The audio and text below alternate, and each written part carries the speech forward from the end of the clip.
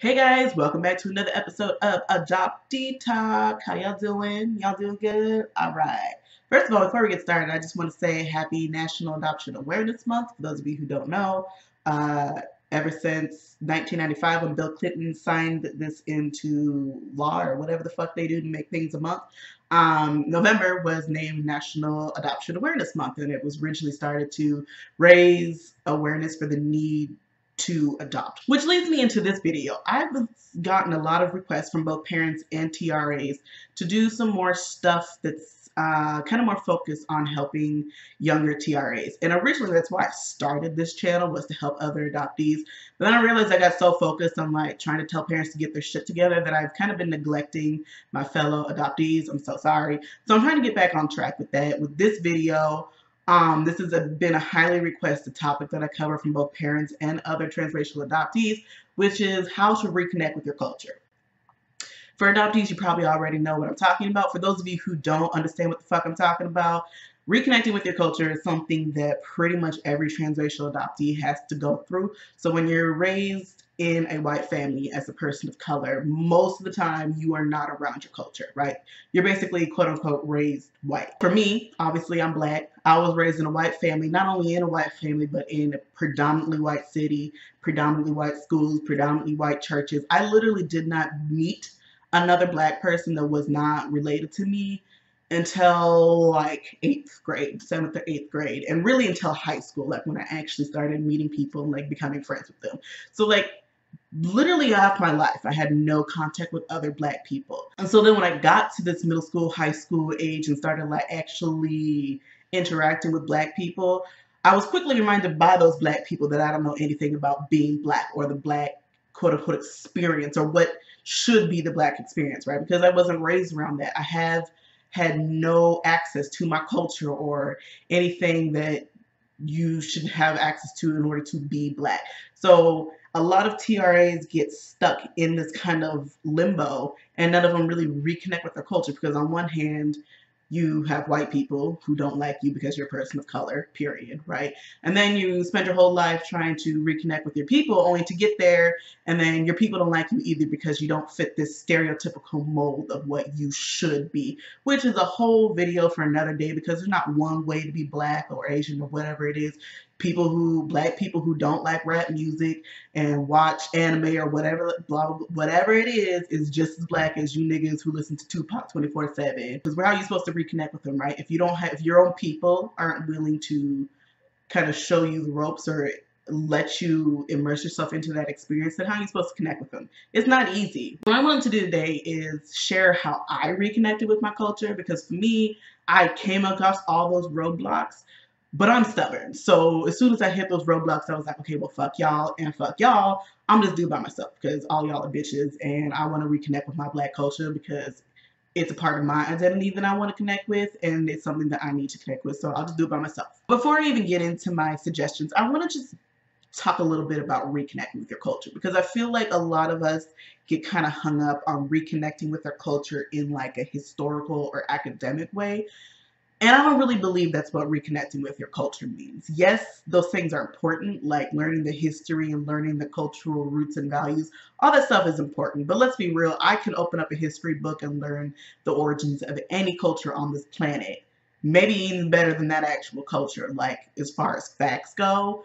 But that doesn't make me a part of that culture. I'm not going to connect to that culture just because I know the facts, right? So for me, personally, when I say reconnecting with my culture, I think for adoptees, and for me personally, it means finding a way to feel comfortable identifying with your culture. And I know for those of you who aren't adoptees, it probably doesn't make any sense, but this ain't for you. This is for adoptees, and it makes sense to us. It's trying to find a way to feel comfortable identifying as black, right?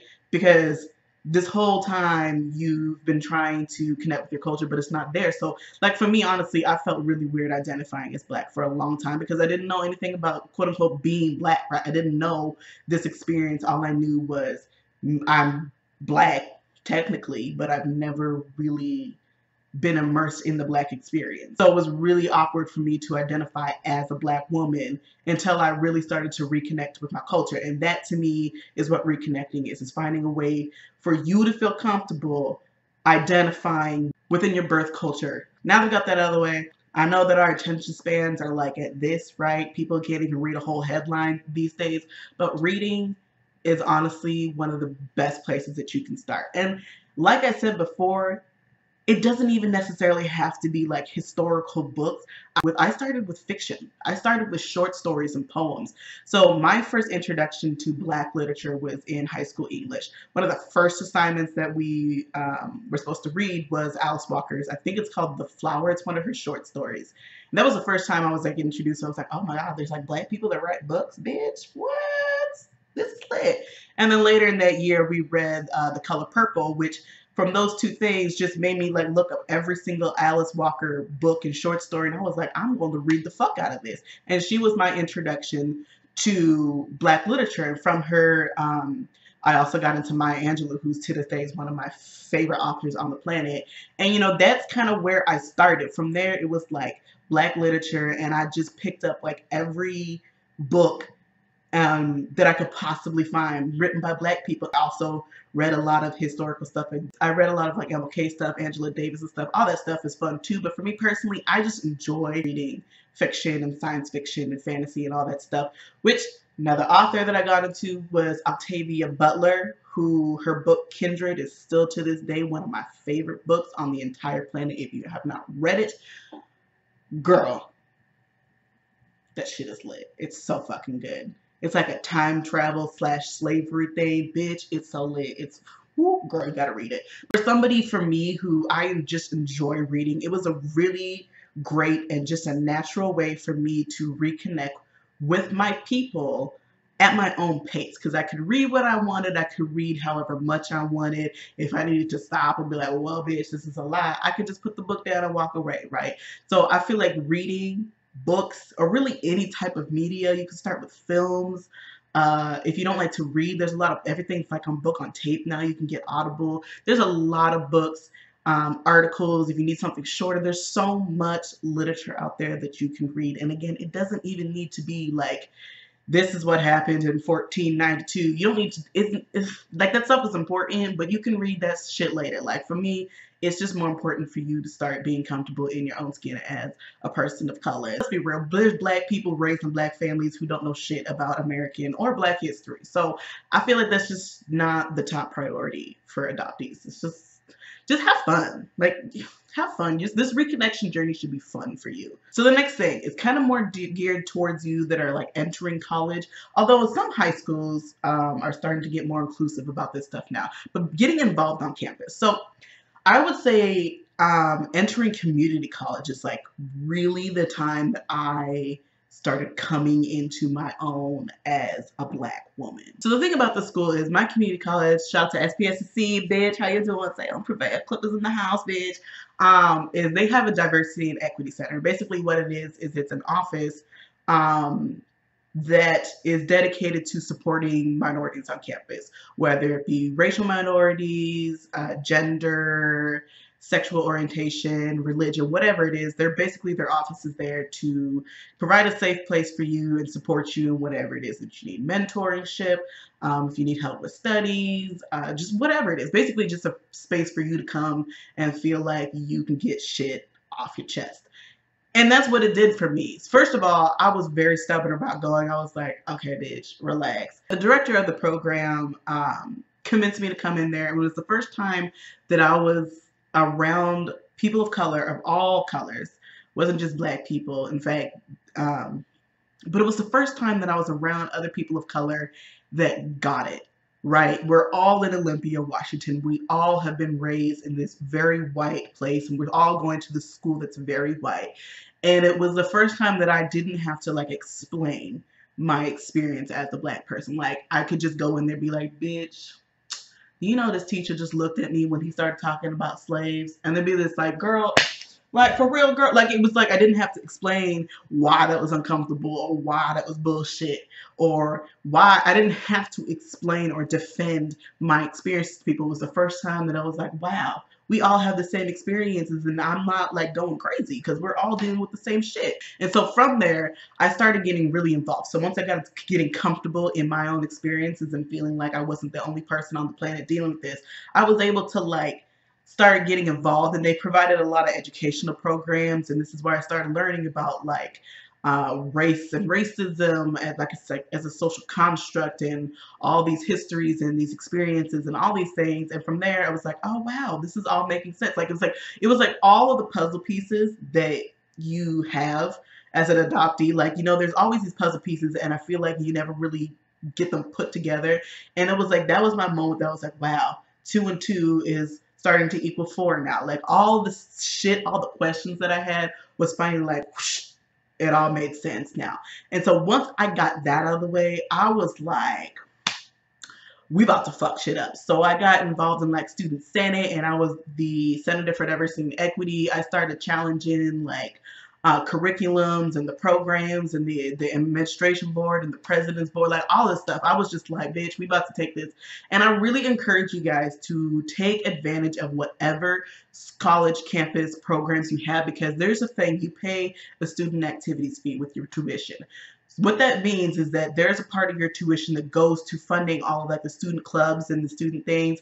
And if you're not getting involved in those, you're basically throwing part of your tuition away. But the other thing that's great about it is that you can do a lot of shit on the college's dime. I traveled across the country going to all kinds of diversity conferences and student conferences where I got to meet people and network and connect with people. There are people still to this day that I've met at the Students of Color Conference in Washington that 3 years later, even though we're all graduating across the country, I still am in contact with. Like, and that's all stuff that I didn't have to pay a dime for, because it all comes out of the school's pocket, because everybody pays for it in the tuition. Like, there's so much stuff. Or like, if you wanted to start a student club, maybe your college doesn't have a Black student union or whatever it is, that funding comes from the school, and you can go on trips to all kinds of places, whatever. There's obviously like a process that you have to go to request money, but you can make that happen all the time. Like, we went on so many trips across the country on the college's dime. And it was an amazing experience. And I really encourage you guys to take as much advantage as you can. Look, you already paying these ridiculous amounts of fucking tuition. You might as well get as many free trips and educational programs out of it as you possibly can. So really take advantage of the resources that you have on your campus. Okay, finally, the last thing that I want to talk about, because we're getting really long on this video, is to get a mentor. I know this sounds intimidating, and trust me, for me, I was like, yeah, let's not. Like I said before, I'm very stubborn. I do not like to admit that I need help, and I don't like asking for help. So it took a long time and a lot of convincing to even get me to like even be open to thinking about getting a mentor. Because when you tell me to get a mentor, I'm like, okay, first of all, I don't need no bitch telling me what to do. Bitch, I know what I'm doing. Like, what do I need a mentor for? Bitch, what you saying? What you saying? Getting a mentor was probably one of the best things that happened to me. And it was something that, as much as I don't like to admit that I needed help, I really needed somebody to hold me accountable. And you know, I actually did a study on this in college, and it's very common for people of color to not ask for help, because we're already so used to needing to overcompensate to look perfect, right? Because we're already in these predominantly white institutions that expect us to fail. So when we go out to ask for help, it's like a sign of weakness, right? As soon as you go to ask for help, it's like, oh, look, that Black person's failing at math. Of course they are, because Black people can't do math, or whatever it is. Black people can't do science. Blah, blah, blah, blah. So we avoid asking for, like, this is an actual study. You can look it up. And it makes sense if you think about it. Like, we are trying so hard to just fit in and be normal and try to exist in these white spaces that we don't ask for basic things like help, because it's seen as a sign of weakness. And that was something that, for me, I still to this day am really trying to consciously overcome. I don't know if it's because that, or it's just because I'm stubborn. Probably both. I know I'm stubborn. I do not like asking for help. I wouldn't even ask people for $2. Like, it's just like, I don't like asking people for help. But at the same time, like, there's nothing wrong with asking for help. Everybody on this planet needs help, whether they admit it or not. But back to my point, getting a mentor was really great for me, because I really needed somebody to hold me accountable. So there was a woman at my college campus who, her name is Rhonda, and she was also the only Black woman in like the whole entire administration. And she was the only Black woman on the president's board. So when the director of the Diversity and Equity Center was trying to connect me with her, I was like, yeah, okay, sure, I'll get right on that. But after some weeks of pestering, I finally agreed to at least sit down and meet with Rhonda, my mentor. And we just clicked immediately. So because we're kind of both the right amount of stubborn and like, bitch, don't try it. And it was like the perfect thing that I needed. I didn't need somebody to hold my hand, to coddle me and be like, oh, it'll be alright. I needed somebody to be like, bitch, you need to get shit together. I need you to stop moping around and crying and get your fucking shit together. Figure out what it is that you want to do. I needed somebody to do that. And she was that for me. She told me that the first meeting that we had after that was she told me to write down my short-term goals, my long-term goals, and then how exactly I was going to achieve that. And she held me accountable for those. That's really what I needed. And not only that, but she was also a Black woman, right? And I needed another older, wiser, smarter Black woman who has been raised basically the opposite of me. She was raised in Virginia. She went to historically Black college. So she's experienced this whole life as like, I guess, the Black experience, pretty much the Blackest experience that you could ever experience. But now she's also like the only Black person in a PWI. So it was like, it was the perfect kind of person that I needed to kind of help me as somebody who grew up the complete opposite, to help me kind of figure out how the fuck to navigate the world as a Black woman in America. So it was this whole mix of like being mentored by an older Black woman or one of your Black elders, and also like, hey, get your shit together because bitch, you also are a Black woman and there's no time for mediocrity in this country. But I think a mentor is a really good way to not only reconnect with their culture, but really kind of hold you accountable in this journey and whatever other journey that you're going through. So try to find somebody who can kind of match that experience, but also has more experience than you and can help you along this journey. Okay? Anyways, this video has been so long. I'm so sorry. I was not expecting to talk this much, but I really, really hope that this helps somebody out a little bit. If you guys have other suggestions or maybe some other things that you guys did to help reconnect you with your culture, let me know down in the comment box so we can talk about it. If not, please like, share, and subscribe. And as always, guys, love you so much. And I will see you guys on the next Adoptee Talk. All right? Bye.